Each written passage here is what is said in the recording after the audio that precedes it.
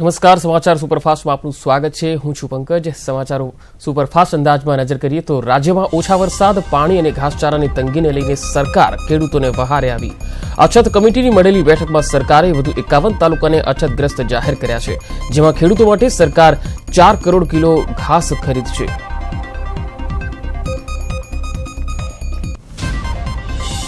તો ખેડૂતોને પ્રતિ હેક્ટર 6800 રૂપિયાના રાહતે આપવામાં આવશે. તો પછી કચ્છના તમામ તાલુકાને અછતગ્રસ્ત જાહેર કર્યા છે, જ્યારે અમદાવાદના 3, સુરેન્દ્રનગરના 7 તાલુકાને અસરગ્રસ્ત જાહેર કર્યા છે.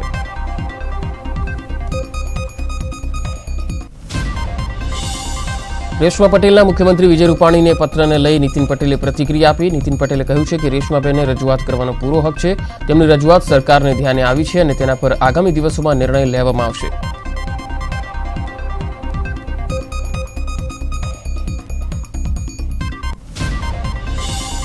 ગુજરાત વિધાનસભા વિશેષ અધિકાર સમિતિની બેઠક ગાંધીનગરમાં મળશે. બેઠકમાં વડોદરાના યુવકે અધ્યક્ષની ખુરશીમાં બેસી ફોટો પડાવ્યો હતો તે મુદ્દે ચર્ચા થશે. આ મુદ્દે સમિતિના તપાસ રિપોર્ટ અંગે ચર્ચા વિચારણા કરવામાં આવશે.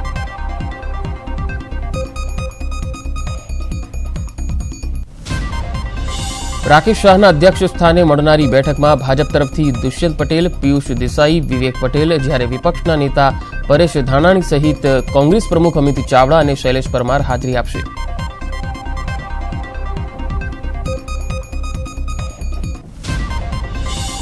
ભાવનગર ડિસ્ટ્રિક્ટ કોઓપરેટિવ બેંકની સભા બાદ ખેડૂતોનું સંમેલન યોજાયું. શહેરના જવાહર મેદાનમાં સંમેલનનું આયોજન થયું, જેમાં ખેડૂતોની સ્થિતિને લઈને કોંગ્રેસ નેતાઓએ સરકાર પર પ્રહાર કર્યા.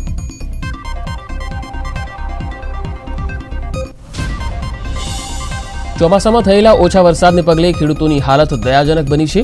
ધોરાજીમાં ખેડૂતોએ પ્રાંત અધિકારીને આવેદનપત્ર આપીને માગણી કરી હતી કે પાક કાપવા અંગે થયેલા ગોટાળાની તપાસ કરવામાં આવે અને ધોરાજી તાલુકાના ગામડાઓને અછતગ્રસ્ત જાહેર કરવામાં આવે.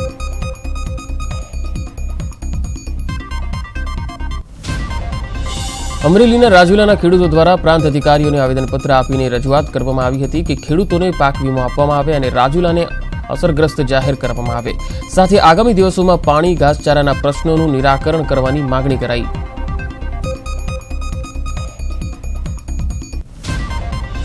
જામનગરના જામજોધપુર તાલુકાને અછતગ્રસ્ત જાહેર કરવાની માગણી સાથે ખેડૂતોએ રેલી યોજી. આ રેલીમાં સરકાર વિરોધી સૂત્રોચ્ચાર કરી મામલતદારને આવેદનપત્ર આપ્યું.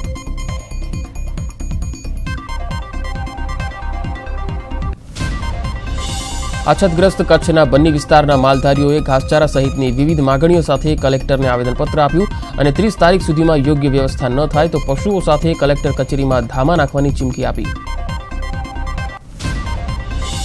માલધારીઓએ આરોપ લગાવ્યો હતો કે ઘાસચારાના અભાવે બન્નીમાં અનેક પશુઓ મોતના મુખમાં ધકેલાઈ રહ્યા છે અને તંત્ર તરફથી કોઈ મદદ નથી મળતી. એકલા બન્ની વિસ્તારમાં જ 1.5 લાખ જેટલા પશુધન અને 40,000 માનવીઓ વસવાટ કરે છે. ભરૂચ પીડબ્લ્યુનો કર્મચારી લાંચ લેતા એસીબીના છટકામાં આબાદ ઝડપાયો છે. જમીનની એનઓસી માટે કર્મચારીએ લાંચ માંગી હતી, જે અંગેની ફરિયાદ એસીબીમાં કરાતા એસીબીએ છટકું ગોઠવ્યું, જેમાં કર્મચારી ₹4,000ની લાંચ લેતા રંગે હાથે ઝડપાઈ ગયો.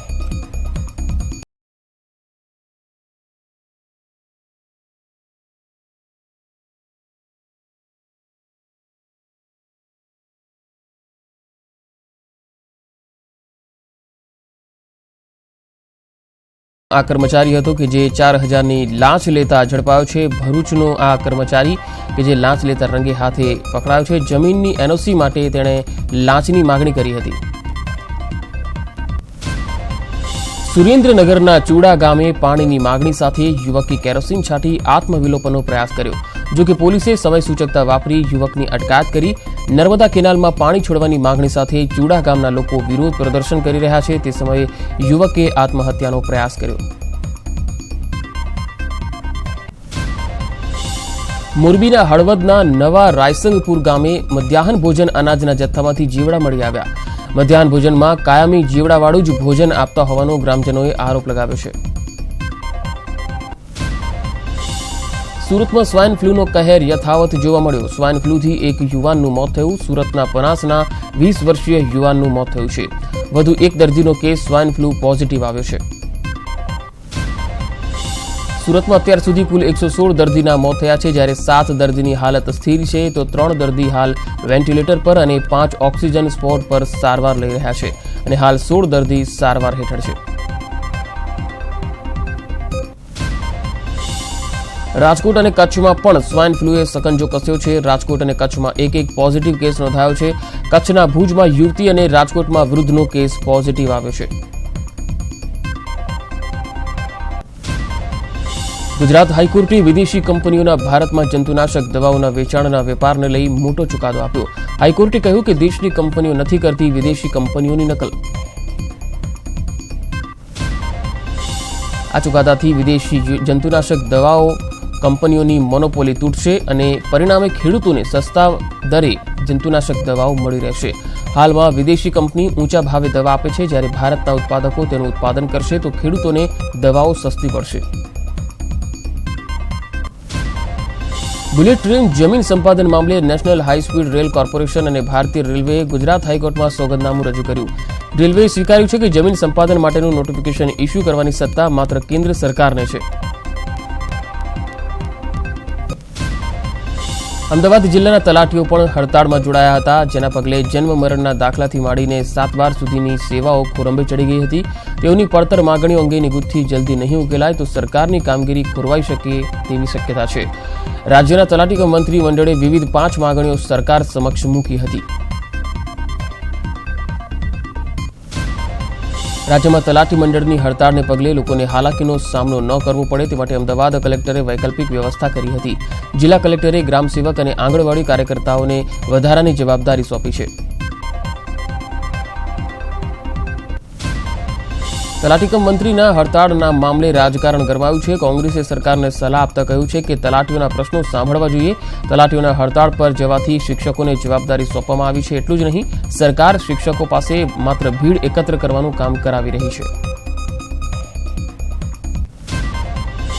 અરવલ્લી જિલ્લામાં ફરજ બજાવતા તલાટીઓ આંદોલનમાં જોડાયા છે. સમગ્ર ગુજરાતમાં તલાટીઓ દ્વારા ગયા મહિને કાળી પટ્ટી ધારણ કરવા ઉપરાંત એક દિવસ માટે પેન ડાઉન કરી વિરોધ કરાયો હતો.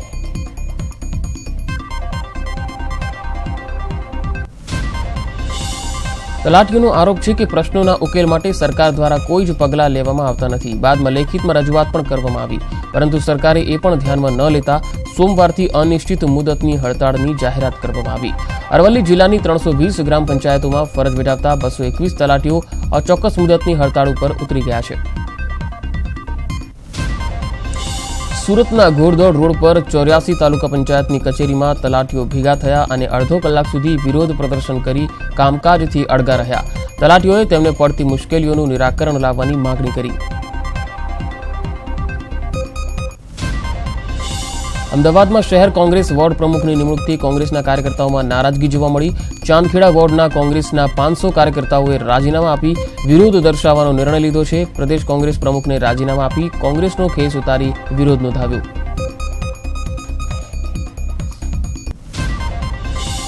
જામનગરમાં લાલ બંગલા સર્કલ ખાતે કોંગ્રેસે વિરોધ નોંધાવ્યો. મેયરની નિષ્ફળતા સામે કોંગ્રેસ પ્રમુખે મુંડન કરાવીને રોષ નોંધાવ્યો. ધારાસભ્ય વિક્રમ માડમ, શહેર કોંગ્રેસ પ્રમુખ ગિરીશ અમેથિયા સહિત 20થી વધુ કાર્યકર્તાઓની અટકાયત કરવામાં આવી. વર્ષ 2017-18માં ઇન્કમટેક્સ રિટર્ન ભરનાર લોકોની સંખ્યામાં 67% વધારો થયો છે, જ્યારે છેલ્લા 4 વર્ષમાં આઈટી રિટર્ન ભરવાની સંખ્યામાં 80% વધારો નોંધાયો છે.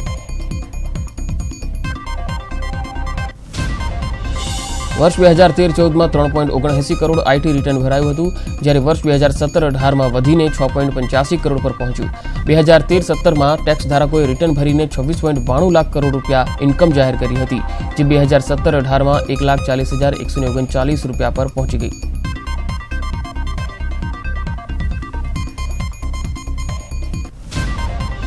ગીર સોમનાથના કોડીનાર માર્કેટિંગ યાર્ડના ડાયરેક્ટર પદ માટે ચૂંટણી પ્રક્રિયા હાથ ધરાઈ. કુલ ડાયરેક્ટર પદની 14 સીટ માટેની ચૂંટણી પ્રક્રિયામાં 6 સીટ ભાજપ તરફી બિનહરીફ જાહેર થઈ, તો 4 વેપારી વિભાગ અને 2 અન્ય મંડળીની સીટ જાહેર કરાઈ.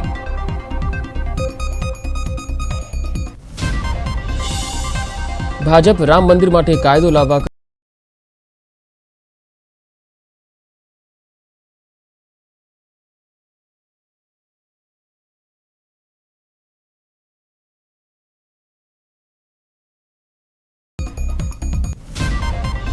જામનગરના લાલબાગમાં મુંડન કરી વિરોધ નોંધાવી રહેલા કોંગ્રેસના નેતાઓની પોલીસે અટકાયત કરી. જામનગર મેયરની નિષ્ફળતા સહિતના મુદ્દાઓને લઈ કોંગ્રેસ શહેર પ્રમુખ ગિરીશ અમેથિયા મુંડન કરવા બેઠા હતા. વિરોધ કરી રહેલા કોંગ્રેસના કાર્યકર્તાઓ અને પોલીસ વચ્ચે ધક્કામુક્કીના દ્રશ્યો સર્જાયા હતા. 1000થી 1200ની વસ્તી ધરાવતા દાંતા તાલુકાના થાણા ગામમાં છેલ્લા 20 વર્ષથી ગ્રામ પંચાયતની ચૂંટણી યોજાતી નથી, પરંતુ આ વખતે મામલો ગૂંચવણભર્યો બની ગયો છે. ગામમાં એક પણ એસટી મતદાન ન હોવા છતાં સરપંચની બેઠક એસટી જાહેર કરાઈ છે, જેને લઈને આ બેઠક રદ કરવાની માંગણી કરાઈ. સ્ટેચ્યુ ઓફ યુનિટીના લોકાર્પણ પ્રસંગ હાજરીનું આમંત્રણ આપવા સૌરવ પટેલે બિહાર મુખ્યમંત્રી નીતિશ કુમાર સાથે મુલાકાત કરી હતી.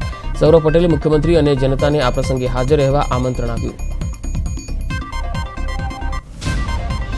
બોટાદના સાળંગપુરમાં પાણીની લાઇનમાં ભંગાણ સર્જાતા હજારો લીટર પાણીનો વેડફાટ થયો. પાણીની લાઇનમાં ભંગાણ થતા પાણીના ફુવારા ઉડ્યા. જોકે મોડે જાગેલા તંત્રએ હજારો લીટર પાણી વહી ગયા બાદ રિપેરિંગ કામ શરૂ કર્યું હતું.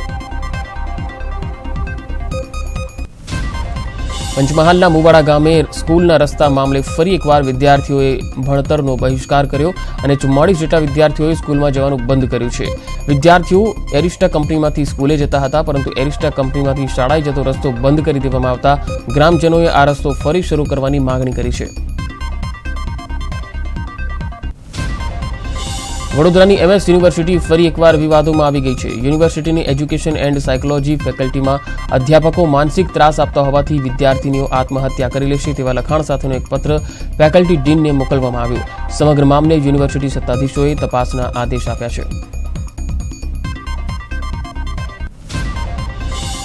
વડોદરાની સયાજી હોસ્પિટલમાં સફાઈ કર્મચારીઓએ હોબાળો મચાવ્યો. પગાર વિસંગતતા અને અનિયમિતતાનો કર્મચારીઓએ વિરોધ કર્યો. જોકે આ મામલે કોઈ નિરાકરણ નહીં આવે તો કામદારોએ ઉગ્ર આંદોલનની ચીમકી આપી છે. અમરેલી જિલ્લા પંચાયતની સામાન્ય સભામાં હોબાળો મચી ગયો. રાજુલાના ચાંચ બેઠક પર ચૂંટાયેલા ભાજપના રેખાબેન મકવાણાને સસ્પેન્ડ કરવાની માંગણી સાથે હોબાળો કરાયો. જિલ્લા પંચાયતની 3 બેઠકમાં રેખાબેન ગેરહાજર રહેતા કોંગ્રેસના કાર્યકર્તાઓએ તેમને સસ્પેન્ડ કરવાની માંગણી કરી. વડોદરાના આજવા રોડ પર આવેલા સયાજી પાર્કમાં પાણી ન આવતા સ્થાનિકોએ હોબાળો મચાવ્યો, તો તેમની સાથે શિવસેનાના કાર્યકર્તાઓ પણ જોડાયા હતા. સ્થાનિક લોકોએ આરોપ લગાવ્યો કે કોંગ્રેસ કે ભાજપ પ્રજાના પ્રશ્નો અંગે કોઈ કામગીરી કરતા નથી, જેથી પીવાનું પાણી નિયમિત મળતું નથી. બનાસકાંઠાના ધાનેરામાં દબાણ મામલે ધરણા કરાયા. દલિતોની જમીન પર માથાભારે શખ્સોએ દબાણ કર્યું હોવાનો આરોપ છે, જેના કારણે દલિતોએ કલેક્ટર કચેરીના દરવાજા સામે બેસીને સૂત્રોચ્ચાર કર્યા હતા. અરવલ્લી રતનપુર બોર્ડર પરથી વધુ એક વખત દારૂની હેરાફેરીનો પર્દાફાશ થયો છે. પોલીસે રતનપુર બોર્ડર પર પેટ્રોલિંગ હાથ ધર્યું હતું, ત્યારે શામળાજી પાસે શંકાસ્પદ ટ્રકની તપાસ હાથ ધરતા 1021 પેટી વિદેશી દારૂ મળી આવ્યો. જોકે ટ્રક ચાલક પોલીસને ચકમો આપીને ફરાર થઈ ગયો. વિરમગામના ભોજવા 3 રસ્તા પર ચોખાની આડમાં લઈ જવાતો દારૂ ઝડપાયો છે. જમ્બો ટ્રેલરમાં લઈ જવાઈ રહેલો 1046 પેટી વિદેશી દારૂ પોલીસે જપ્ત કર્યો છે, જેની કિંમત 43 લાખ રૂપિયા થાય છે. ગુજરાત એટીએસે સલાયામાંથી ઝડપી પાડેલા 15 કરોડના હેરોઇન કેસમાં પાકિસ્તાન કનેક્શન સામે આવ્યું છે. પોલીસે આતંકી સંગઠન જૈશ એ મોહમ્મદના સાગરીત અને ફંડિંગ પૂરું કરનાર આરોપી મંજૂર મહેમદ મીરની કાશ્મીરથી ધરપકડ કરી છે.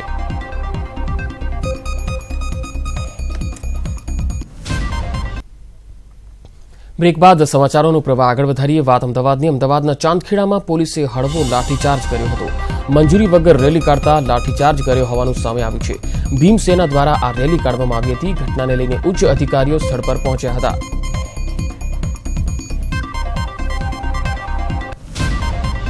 અદાણી કંપનીમાં કાર ભાડે આપવાની લાલચ આપી છેતરપિંડી થતી હોવાનો પર્દાફાશ થયો છે. સુરતની અડાજણ પોલીસે 65 લાખની છેતરપિંડી કરવાના ગુનામાં 2 શખ્સોની ધરપકડ કરી છે. આરોપીઓએ 13 લોકોને લાલચ આપી કાર બારોબાર ગીરવે મૂકી દીધી હતી. બંને શખ્સોએ અડાણી કંપનીના બોગસ ગેટ પાસ પણ બનાવ્યા હતા. સાથે જ કંપની સાથેનો બોગસ કોન્ટ્રાક્ટ પણ કાર માલિકને બનાવી આપ્યો હતો. પોલીસે બંને આરોપીની ધરપકડ કરી વધુ તપાસ હાથ ધરી છે. જેતપુરની ભાદર ડેમની કેનાલમાં 19 વર્ષના યુવકનું કેનાલમાં ડૂબી જવાથી મોત થયું છે. ગઈકાલે પણ ભાદર ડેમની કેનાલમાં એક 21 વર્ષના યુવકનું મોત થયું હતું. વધુ એક યુવકનું કેનાલમાં પડી જતા મોત થયું છે. 19 વર્ષના મૃતક યુવકનું નામ મિતેશ ચૌહાણ છે.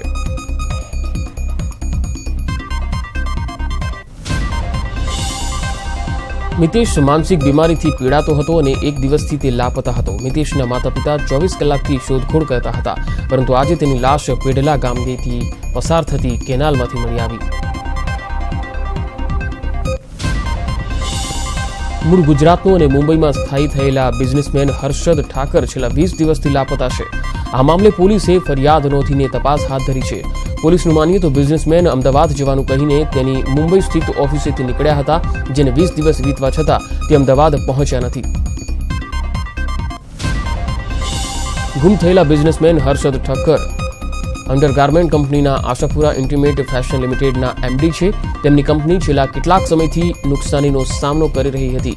પોલીસને હર્ષદ ઠક્કરની ઓફિસેથી એક નોટ મળી છે, જેમાં લખ્યું છે કે મારી કંપનીમાં રોકાણ કરનાર તમામની માફી માંગુ છું. સ્વિમિંગ પુલની ફીમાં અમદાવાદીઓને નહીં મળે કોઈ રાહત. સ્વિમિંગ પુલના ખાનગીકરણનો નિર્ણય મોકૂફ રાખવામાં આવ્યો છે. સ્ટેન્ડિંગ કમિટીના ચેરમેન અમૂલ ભટ્ટ સાથેની વાતચીત બાદ સ્વિમિંગ પુલની ફીનો બમણો ભાવ યથાવત રાખવાનો નિર્ણય લેવાયો છે. અમદાવાદ ગુજરાત યુનિવર્સિટીની પરીક્ષા વિભાગના વહીવટથી નિષ્ક્રિયતાના કારણે વિદ્યાર્થીઓને પરેશાની ભોગવવાનો વારો આવ્યો. એક વિદ્યાર્થીએ પાસ હોવા છતાં પરીક્ષા આપવી પડી. રીએસેસમેન્ટ માટે તેણે અરજી કરી હતી, જેને 3 મહિના સુધી જવાબ ન મળતા વિદ્યાર્થીએ પરીક્ષા આપવી પડી. જૂનાગઢ કૃષિ યુનિવર્સિટીમાં સરદાર પટેલની પ્રતિમાનું અનાવરણ કરવામાં આવ્યું, જ્યાં કેન્દ્રીય રાજ્ય કક્ષાના કૃષિ પ્રધાન પુરુષોત્તમ રૂપાલા હાજર રહ્યા. જૂનાગઢ કૃષિ યુનિવર્સિટીમાં સરદારની પ્રતિમા જૂની થઈ જતા તેને પુનઃ સ્થાપિત કરવાનો નિર્ણય કરાયો હતો.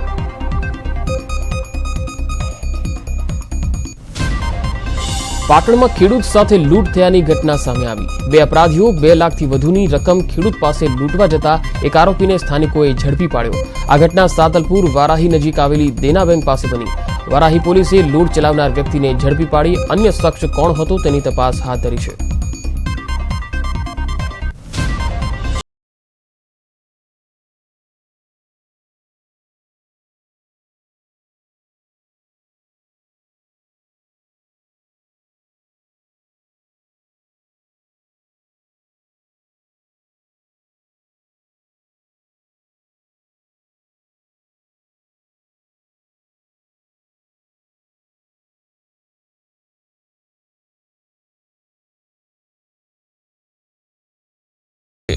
ઇનફાઇટથી મોત થયા હોવાનો વન વિભાગ દાવો કરી રહ્યું છે. સિંહબાળના શરીર પર દાંતના નિશાન જોવા મળી રહ્યા છે. સિંહના મોતનો સિલસિલો યથાવત રહેતા લોકોમાં રોષ છે.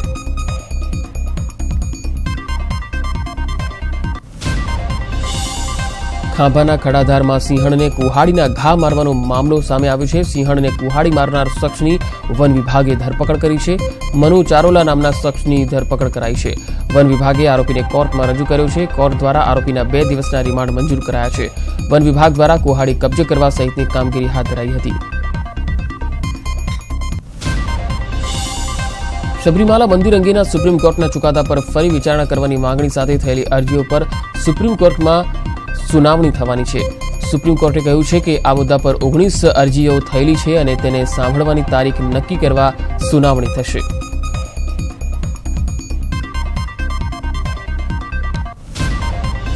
દિલ્હીમાં પેટ્રોલ પંપ માલિકો એક દિવસની સાંકેતિક હડતાળ પર હતા. બીજી તરફ ડીટીસીના કર્મચારીઓ પણ તેમની પડતર માંગણીને લઈને હડતાળ પર હતા, જેના લીધે દિલ્હીમાં લોકોની હાલત કફોડી બની ગઈ હતી.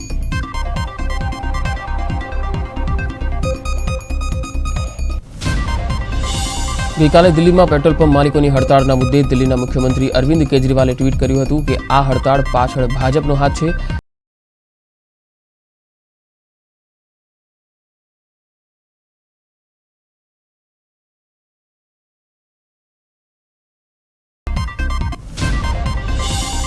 અફઘાનિસ્તાનની સંસદ વોલેસી જિરગા માટેનું મતદાન પૂર્ણ થયું છે. તાલિબાનોના ઘાતક હુમલાઓ વચ્ચે અફઘાનિસ્તાનના મતદાતાઓ મતદાન કરવામાં ભારે ઉત્સાહ દાખવ્યો હતો.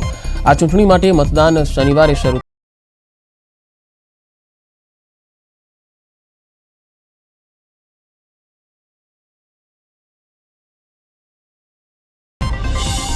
અફઘાનિસ્તાનમાં 34 પ્રાંત છે, જોકે ચૂંટણી 33 પ્રાંતમાં યોજાઈ હતી. કંધાર પ્રાંતમાં સુરક્ષાના કારણોસર ચૂંટણી 1 સપ્તાહ માટે મુલતવી રાખવામાં આવી.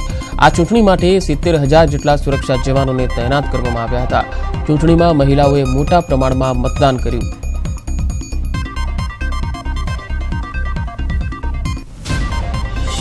અફઘાનિસ્તાનમાં મતદાન પૂર્ણ થયા બાદ મતગણતરી ચાલુ થઈ ગઈ છે અને આ મતગણતરી અંદાજે 1 માસ સુધી ચાલશે અને પછી તેના અંતિમ પરિણામો સામે આવશે.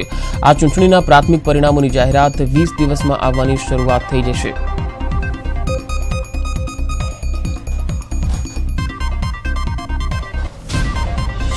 ઓમાનમાં રમાઈ રહેલી એશિયન ચેમ્પિયન્સ ટ્રોફીમાં ભારતીય પુરુષ હોકી ટીમે જીતની હેટ્રિક ફટકારી છે. સ્પર્ધામાં ભારતીય ટીમે જાપાનને 9-0 થી સજ્જડ હાર આપી છે, જેના લીધે સ્પર્ધામાં ભારત અંકની યાદીમાં પહેલા નંબરે આવી ગયું છે. જાપાન સામે ભારતની આ સતત બીજી જીત છે.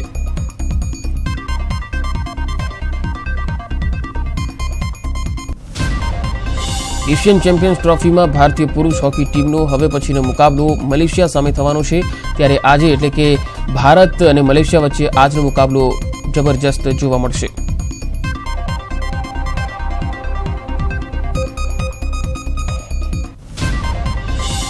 ડેનમાર્ક ઓપન બેડમિન્ટન સ્પર્ધાની ફાઇનલમાં ભારતની સાઇના નેહવાલની હાર થઈ છે. ફાઇનલમાં બેડમિન્ટન વિશ્વની નંબર 1 ખેલાડી તાઈ ત્સુ યિંગ સામે સાઇનાની હાર થઈ છે. તાઈએ સાઇનાને 13-21, 21-13 અને 6-21 થી હાર આપી છે. ચાલુ વર્ષે તાઈ ત્સુ સામે સાઇનાની આ 5મી હાર છે.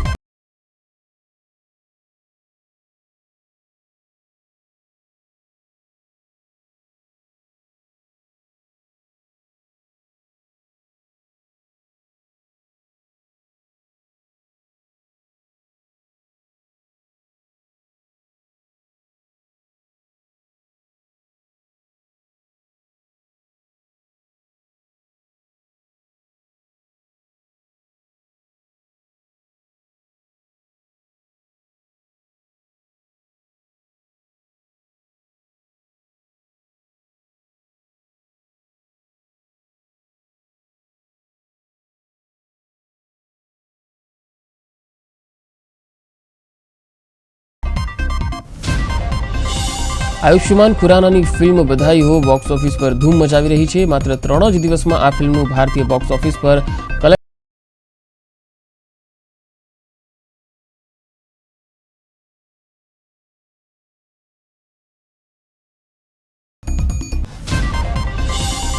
નાની ઉંમરમાં સ્ટાર બની ચૂકેલ તૈમૂર માટે સેલિબ્રિટી પેરેન્ટ્સ કરીના અને સૈફે એક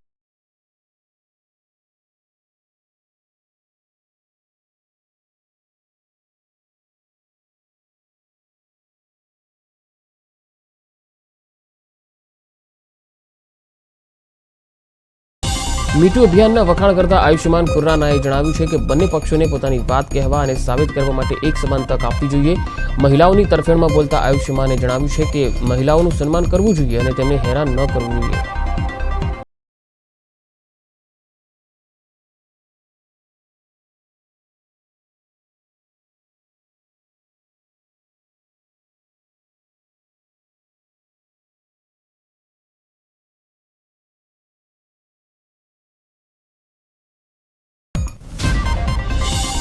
મીટુના આરોપોનો સામનો કરી રહેલ સિંગર અને મ્યુઝિક કમ્પોઝ અનુ મલિકની સિંગિંગ શો ઇન્ડિયન આઇડલમાંથી હકાલપટ્ટી થઈ ગઈ છે. અનુ મલિક પર અત્યાર સુધી 4 મહિલાઓ યૌન શોષણનો આરોપ લગાવી ચૂકી છે, જેમાં શ્વેતા પીડિત, સોના મહાપાત્ર અને 2 અનામ પીડિતાઓ સામેલ છે.